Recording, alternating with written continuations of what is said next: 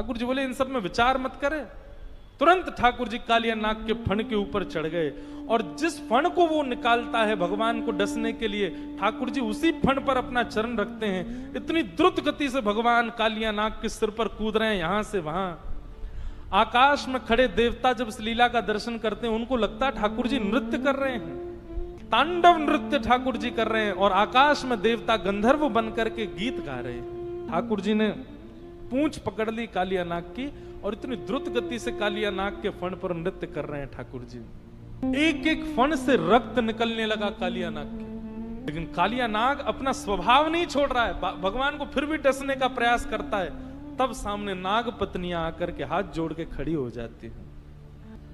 निश्चित ही हमारे पति ने कोई पुण्य किया होगा।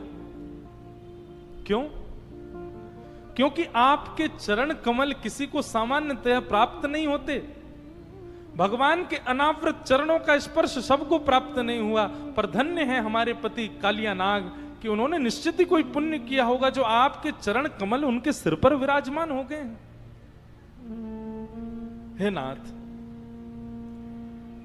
आप हमारे पति को मुक्त कर दीजिए। भगवान बोले क्यों मुक्त कर दूं? एक कारण बता दो कि मैं इसको मुक्त कर दूं।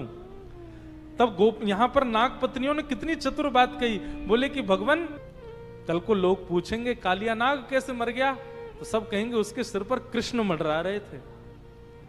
इसका मतलब श्री कृष्ण जिसके सिर पर विराजमान हो उसकी मृत्यु नहीं होनी चाहिए। नाथ, हम तो आपकी भलाई के लिए कह रहे हैं, हमारे पति को छोड़ दो।